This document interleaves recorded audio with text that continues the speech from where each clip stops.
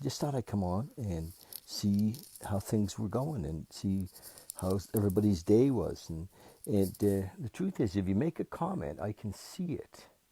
I'm just opening up my iPad. I have an iPad, and when I get that open, I'll be able to see who's here. And if you have any questions or thoughts, or how's it going? My gosh, what an unusual time, eh? What an unusual time. And what I hear, I was on calls tonight. I was on my calls with my men's team tonight. I was on a 12-step call tonight, and I've been on the phone all day. I'm talking to people, and there's a mix of like disbelief. What the hell's happened? A mix of, yeah, disbelief is certainly something that we're seeing, and I'm just gonna make sure that my sound is off on this one, and but that's something that we're seeing. It's like, holy shit, is this really happening? Yes, it is. And fear. I'm seeing that people are like, oh my gosh, and it's and a lot of times, the people are not actually talking. I'm finding there's a lot of people that are on their own, that are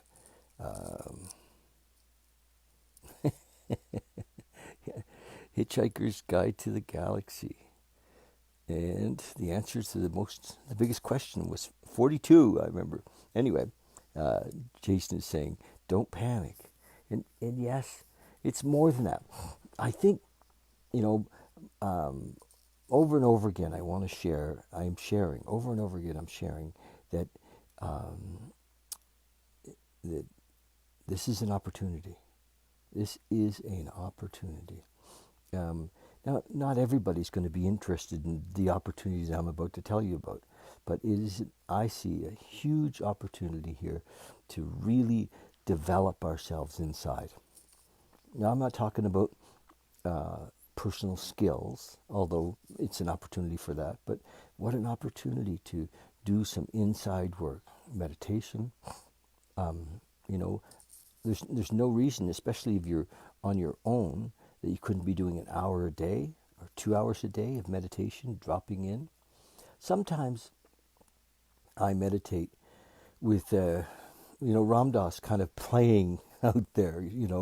I listen to Ramm Dass a lot, and because I just love how he pulls it all together, that we're actually not who we think we are.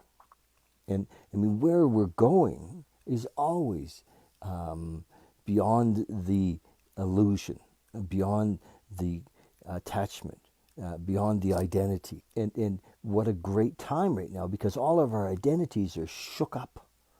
The whole world has been turned upside down and given a shake, and so it's an amazing time for us to see how thin our identities have been. Who we thought we were, we're not. And and I know there's attachment. Oh, I mention this often, but many of you guys know I'm in recovery, and I've been in recovery for many years, and I have to say that even though I've never had to drink or use again since I sobered up in 1980, I have the thing with the addict and the alcoholic is that we're generally quite selfish and self-centered. That's the nature of our disease. That's the nature of and we're living from ego. And so the program really teaches us that it doesn't work. That what we think we are, we're not. And so we have this persona, and we think we're the persona. And we're not. And the persona is driving the train. The persona is saying we need to get more stuff. The persona is saying we need to have more experiences. The persona is saying we need to have a bigger image. And that's all to build it up, but it doesn't hold for us, So we're often living in fear, because the fear is, what if I lose my stuff, or what if I lose my image, or and so if any of you are having fear, is anybody having fear? If any of you are having fear, recognize that it's often around us losing something. We came in here with nothing. We're leaving with nothing. And life will have its way with us, no matter what. And so ultimately, if we live long enough and we explore deeply enough, and if we ask, I say, like literally, if we ask in prayer, to be shown, show me the big picture. My prayer for years, for decades, show me the big picture. Show me the big picture. I want to see the big picture. I know it's not just about stuff. I know it's not just about collecting stuff or collecting experiences or having relationships. And I did all of that. I really have. I've had an amazing life. Beautiful children and grandchildren, and but none of it fills us up. There's always, for many of us, there's this I call it the God hole, but it's just this anxiousness, this sometimes it's a football in our stomach, and like a low level anxiety or fear. And now it could be much bigger. It could be like, holy shit. And we wake up with it in the morning. Hey, Jilly, honey, you're back. And we wake up with it in the morning. We're like, oh my God. And, my job, and really is become my job, is to help you move through this. Use this opportunity. If you're interested, use this opportunity to get to the other side, to a place of solid ground. Hi, honey. To a place of a solid ground, where our feet are on the ground. And it's so difficult, because we think we have to control everything. We think we have to run the show, And our mind, if we're running it from the mind is always going to find something wrong. That's its job. I recognized, some time ago, at a deeper level, at a much deeper level, it took a long time for me to kind of get this, that it just wasn't working for me. And I had to find a deeper meaning, a deeper source, a deeper connection to live from. I would be living with purpose. I'd be living happy, joyous, and free. I would be living, in freedom. And that's happened. So but I have a full-time job, and that's really to carry this message and to support and help other people. And if often, if we ask people to, write your purpose down. We say, what's your purpose? And everybody will say, well, it's to help people. I want to, nobody says my purpose is to get rich. It's not, everybody says, I want to get rich, or I want to have these things, but they don't say it's my purpose. What's my purpose? What is your purpose? Our purpose is often a service. It's around service. And so carrying a message of love, and this is a great time to do this. So, living a life of service seems to be the only way. Turning our moment to moment, recognizing that if we're running the show from our ego, we're running the show from fear, we're running the show from from self-centeredness. What about me? What about me? It's never going to work. And now, as everything's getting shook up, we see it even deeper. So, I'm going to do this a lot more, I think, because I want to encourage people to go deep, to look within. And you're on your own here. Many of you have time to do this kind of stuff. And I recommend Muji. I love him, and Muji is just great. If you listen to his, it's spelled Mooji. If you listen to Muji's YouTube videos, and he may get past, the look of the guru. He's got the look, and it's great. I love it. But I didn't at first. I had some judgment. And just recognize that he has a beautiful message to push back, push through to the other side, to get by the mind, you know, to find that higher power or that connection, that we're actually have that experience, that we're living the connection, we're living the knowingness of that connection. The mind has to be put to bed. You know, awakening. We call it awakening. I love to call it awakening or enlightenment. You know, and I had a teacher years ago. I spent years with Paul Lowe, and Paul would say, "You can't find it by looking for it, but you won't find it if you don't look for it."